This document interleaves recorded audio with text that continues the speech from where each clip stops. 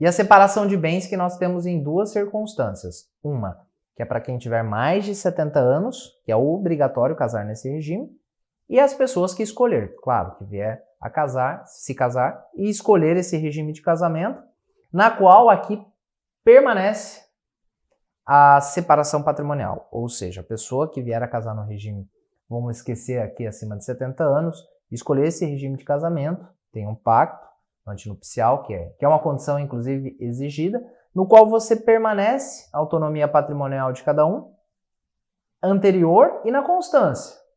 Ou seja, casado no regime de separação de bens, você permanece a autonomia patrimonial de cada um dos cônjuges. Tudo que eu adquirir com o meu esforço, com o meu dinheiro, naquele patrimônio pertence ao Marcos, ou o cônjuge, e assim sucessivamente. Então não há uma comunhão de bens. Então nenhum dos bens se comunicam. O que pode acontecer, é claro, por exemplo, eu vou adquirir um bem, e esse bem, tanto o meu esforço, o meu trabalho, e consequentemente os meus rendimentos, mais da minha esposa, 50% é de cada um.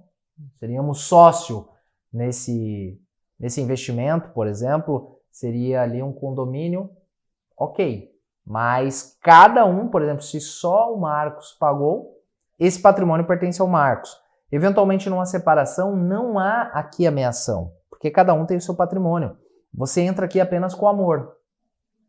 Então não tem, por exemplo, nenhum tipo de comunicação, exceto, claro, se houver uma fraude. Por exemplo, o cônjuge 1 adquiriu o patrimônio comprovado, mas com recursos do outro, o outro ajudou a pagar, mas só foi escriturado, só consta como proprietário daquele bem um dos cônjuges. Né? Mas caso contrário, permanece a propriedade de cada um deles.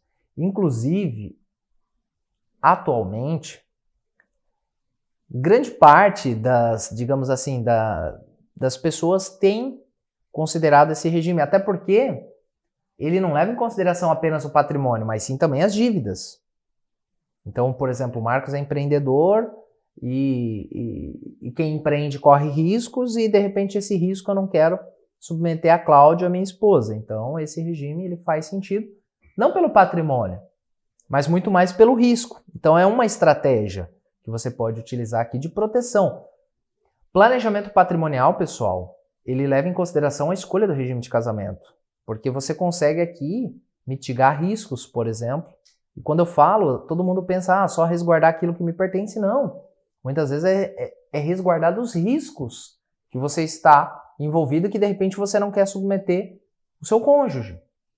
Um ponto muito importante e que em alguns casos ele passa despercebido é que na comunhão, é que na separação de bens, você não tem meação, que é dividir metade, aí dependendo das circunstâncias, né? Se é o todo ou parcialmente, mas que nesse caso não tem nada, mas o cônjuge sobrevivente ele passa a ser herdeiro.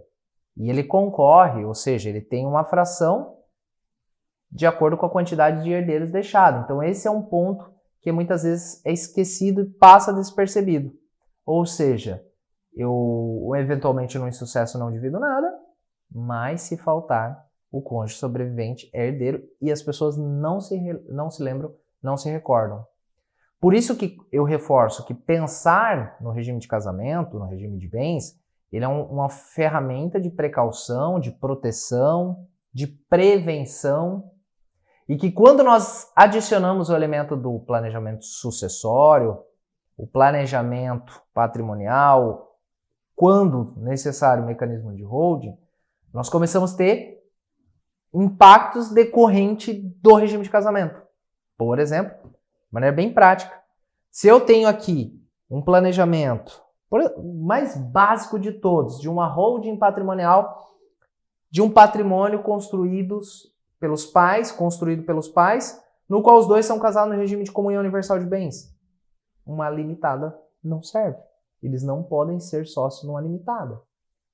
Quem é casado no regime de comunhão universal de bens ou separação não pode ser sócio numa empresa limitada. Então não dá para fazer? Dá para fazer. Mas, por exemplo, vai ser uma unipessoal com sócio anuente, pode ser de repente uma SA fechada com a condição de acionista, tem a questão da doação, usufruto, tem várias ferramentas, mas tudo isso tem um impacto.